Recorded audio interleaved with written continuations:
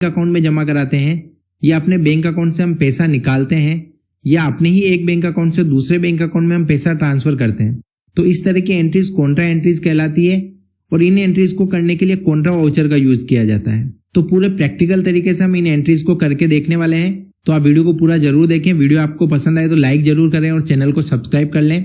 तो Contra entries करने से पहले हम सबसे पहले एक बार कैश का बैलेंस चेक कर लेते हैं। उसके लिए हम यहाँ पे डिस्प्ले ऑप्शन पे जाते हैं, यहाँ पे हम एंटर की प्रेस करते हैं। उसके बाद हमें ऑप्शन मिलता है यहाँ पे अकाउंट बुक्स पे एंटर की प्रेस करते हैं। उसके बाद सबसे फर्स्ट ऑप्शन हमें मिलता है कैश और बैंक बुक्स, यहाँ पे हम एंटर की प्रेस करते हैं। जैसे हम एंटर की प्रेस करते हैं तो हम यहाँ पे देखेंगे कि हमारे पास कैश का बैलेंस 1 लाख रुपए शो हो रहा है। इसका मतलब हमारे पास 1 लाख रुपए कैश पड़े हुए हैं अभी। अब हम कॉन्ट्रा वाउचर में एंट्रीज करना चाहते हैं, तो उसके लिए एस्केप की प्रेस करके पीछे की तरफ आ जाते हैं। अब कॉन्ट्रा वाउचर में एंट्री करने के लिए सबसे पहले हमें यहाँ पे अकाउंटिंग वाउचर्स पे जाना होगा। यहाँ पे हम एंटर की प्रेस करते हैं। अभी जो हमारे पास यहाँ पे वाउचर ओपन है वो ओपन है यहाँ पे हमारा पेमेंट वाउचर। अब हमें कॉन्ट्रा वाउचर को चालू करना है, तो कॉन्ट्रा वाउचर में जाने के लिए हम यहाँ पे अब 4 की प्रेस करते हैं या माउस की सहायता से क्लिक करके भी हम कॉन्ट्रा वाउचर को यहाँ से चला सकते हैं। हम यहाँ पे अब 4 की प्रेस करके कॉन्ट्रा वाउचर को चला लेते हैं। अब सबसे पहले जो एंट्री हम इसमें करने वाले हैं वो करने वाले हैं हम बैंक में पैसा जमा कराने की। जब हम अपने ही बैंक अकाउंट में पैसा जमा कराते हैं तो उसकी एंट्री हम कॉन्ट्रा वाउचर में करते हैं। हम यहाँ पे स्पेस की प्रेस करते हैं। जैसे हम स्पेस की प्रेस करेंगे तो जो भी लेजर्स हमारे पास बने हुए होंगे वो हमें यहाँ पे शो कर देगा। अब हमें यहाँ पे शो कर रहा है हमारे पास 2 बैंक अकाउंट बने हुए हैं। एक आ रहा है हमारा आईसीआईसी बैंक अकाउंट और दूसरा आ रहा है हमारा एसबीआई बैंक अकाउंट। तो जिस भी बैंक अकाउंट में हम पैसा जमा कराना चाहते हैं वो अकाउंट हम यहाँ से सेलेक्ट कर लेते हैं। हमने यहाँ से आईसीआईसी बैंक अकाउंट को सेलेक्ट कर दिया है। उसके बाद यहाँ पे हम एंटर की प्रेस करते हैं। अब हम यहाँ पे देखेंगे कि हमारा आईसीआईसी बैंक अकाउंट यहाँ पे शो हो चुका है और उसका करंट बैलेंस यहाँ पे हमें कुछ भी शो नहीं कर रहा है। मतलब आईसीआईसी बैंक में अभी हमारे पास कुछ भी बैलेंस अवेलेबल नहीं है। आईसीआईसी बैंक का बैलेंस हमारे पास अभी 0 है। अब हम आईसीआईसी बैंक में कैश जमा कराने वाले हैं, तो यहाँ से हम कैश का लेजर सेलेक्ट कर लेंगे। यहाँ पे हम सी की प्रेस करते हैं। जैसे हम सी की प्रेस करते हैं तो यहाँ पे लिस्ट ऑफ लेजर अकाउंट के अंदर हमारे पास कैश अकाउंट शो हो जाएगा। यहाँ से हम एंटर की प्रेस करके कैश का लेजर सेलेक्ट कर लेते हैं। जैसे हमने कैश का लेजर सेलेक्ट किया तो हम यहाँ पे देखेंगे कि कैश का हमारे पास करंट बैलेंस 1 लाख रुपए यहाँ पे शो कर रहा है। जैसा कि हमने अभी कैश और बैंक बुक के अंदर जाके भी चेक किया था, वहां पे भी हमें कैश बैलेंस 1 लाख रुपए शो कर रहा था। वही बैलेंस हमें यहाँ पे शो कर रहा है कैश 1 लाख रुपए डीआर का मतलब डेबिट। 1 लाख रुपए अभी हमारे पास अवेलेबल है। अब हम जितना भी पैसा आईसीआईसी बैंक अकाउंट में जमा कराना चाहते हैं वो अमाउंट हम यहाँ पे डाल देंगे। हम 50,000 रुपए आईसीआईसी बैंक में जमा कराना चाहते हैं तो यहाँ पे हम 50,000 रुपए टाइप करके एंटर की प्रेस करेंगे।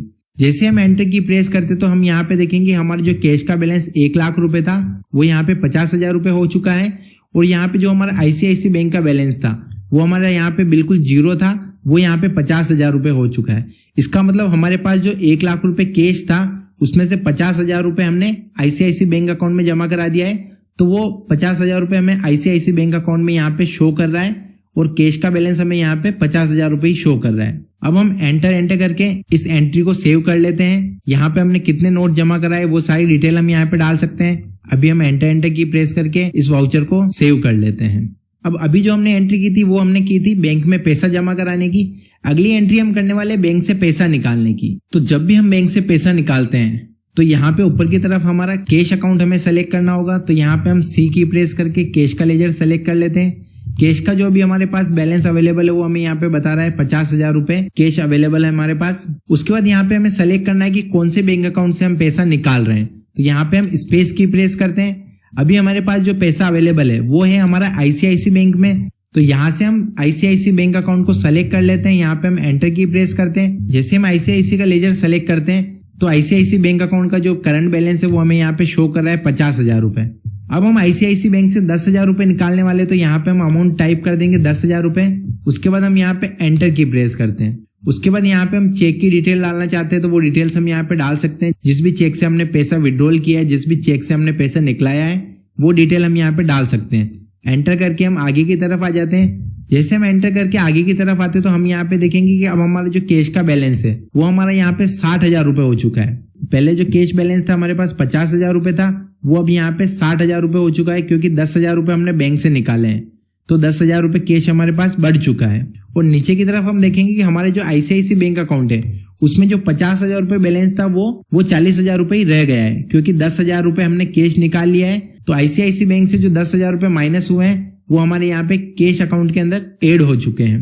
अब एंटर करके हम इस एंट्री को सेव कर लेते हैं। तो ये एंट्री हमने कर ली बैंक से पैसा निकालने की। अगली और लास्ट एंट्री हम करने वाले हैं एक बैंक अकाउंट से दूसरे बैंक अकाउंट में पैसा ट्रांसफर करने की। तो अगर अभी तक आपको वीडियो अच्छा लगा हो तो वीडियो को लाइक जरूर करें ताकि इसी तरह के वीडियोस हम आपके लिए लेके आते रहें। अब हमें एंट्री करनी है एक बैंक अकाउंट से दूसरे बैंक अकाउंट में पैसा ट्रांसफर करने की। तो जिस भी बैंक अकाउंट में हम पैसा ट्रांसफर करना चाहते हैं वो बैंक अकाउंट हम यहाँ पे सेलेक्ट कर लेंगे, स्पेस की प्रेस करते हैं। तो यहाँ से हम एसबीआई बैंक अकाउंट को सेलेक्ट कर लेते हैं, यहाँ पे हम एंटर की प्रेस करते हैं। अभी जो एसबीआई बैंक का करंट बैलेंस आ रहा है वो हमारा यहाँ पे 0 आ रहा है, बिल्कुल कुछ भी शो नहीं कर रहा है, कुछ भी बैलेंस हमारे पास अभी एसबीआई बैंक में अवेलेबल नहीं है। अब किस बैंक अकाउंट से हम पैसा ट्रांसफर करने वाले हैं तो वो अकाउंट हम यहाँ पे सेलेक्ट कर लेंगे। हमारे आईसीआईसी बैंक अकाउंट में अभी बैलेंस अवेलेबल है तो हम यहाँ पे आईसीआईसी बैंक अकाउंट को सेलेक्ट कर लेते हैं। उसके बाद यहाँ पे हम एंटर की प्रेस करते हैं। तो यहाँ पे हम देखेंगे कि हमारे पास आईसीआईसी बैंक में अभी 40,000 रुपए अवेलेबल है।